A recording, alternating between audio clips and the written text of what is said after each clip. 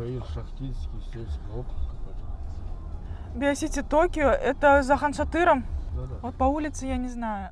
Добрый день, я являюсь сотрудником СМАТ-ремонта. Мы занимаемся ремонтом квартир и делаем шоурумы для того, чтобы показать нашим заказчикам, как будет выглядеть их квартира после нашего ремонта. Давайте мы рассмотрим на примере очередного нашего объекта. Эта квартира находится в ЖК Биосити Токио, 82 квадратных метра. И я вам покажу весь процесс, как у нас происходит ремонт от и до. То есть от черновой квартиры до той квартиры, которая уже обставлена мебелью, куда можно уже заезжать. Бауржан? Да. Здравствуйте. Я бы хотела попасть на квартиру, шоурум Биосити Токио. Третья очередь? Да. Он же еще не начался.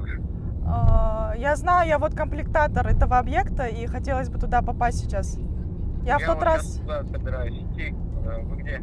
Я вот еду в пути, минут через 10-15 буду. Давайте я вас зайду. Так, 710? Угу. Поступила, да? Хорошо, ждать сейчас.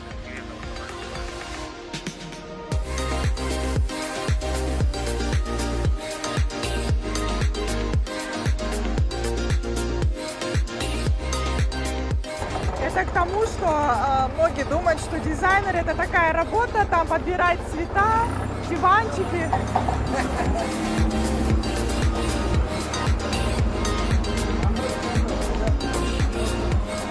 Можно же без жилетки, да?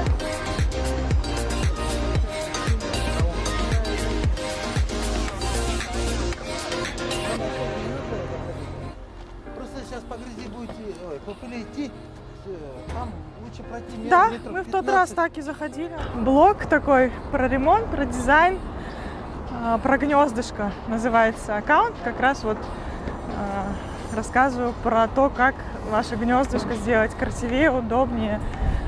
И началось все с того, что я вела дневник своего собственного ремонта. И он многим зашел, потому что я старалась рассказать, как можно сделать это бюджетно. Благодаря этому своему блогу СМАТ-ремонт нашел меня. Так, вот наша квартира. Видите, двери все закрыты. Это хорошо. Прихожка. Как вы вот видели на проекте, заходим. Чтобы не ставить какие-то шкафы громоздкие, тем более у нас здесь очень мало места для какого-то шкафа. Здесь тоже щиток не стоит закрыть, поэтому очень удобно, когда есть, хоть и такая небольшая, но гардеробная, куда мы можем все верхние одежды, всю обувь сложить здесь. Здесь у нас будет чисто красота. Здесь была планировка не очень, так сказать, удачная, и я предложила сделать кое-какие изменения, и мы немножко сделали перепланировку квартиры. Почему мы так сделали? Всегда не очень удачным решением являются вот такие вот стены по диагонали косые.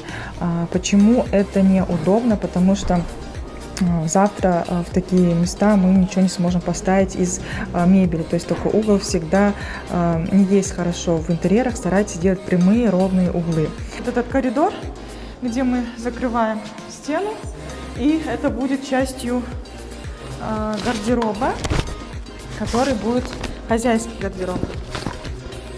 Сейчас мы вам покажем. Это вот эти стены, которые мы убираем. И будет здесь в дальнейшем вот так закрываться. И вход будет с той стороны, со спальни. Они же связаны между собой. Тот, кто делает, почему не знает эти моменты? Он же проектировщик вот должен. Я собираюсь его делать, меня позвали сюда, чтобы я это сделал. Вот, а так нельзя делать.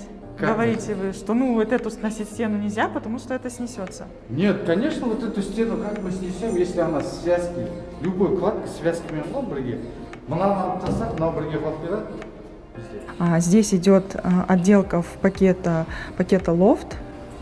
Будет стены краситься в краску, и некоторые стены будут у нас, например, в детской и в гостиной будет ламинат на стенах. Вот. И весь процесс, как у нас происходит наполнение, комплектация всего, то есть полностью будем обставлять мебель, будем показывать вам процесс всего ремонта, как это все будет происходить на примере этой квартиры, и вы все увидите вживую, наглядно. Также уже есть примерная расстановка мебели, где что будет стоять.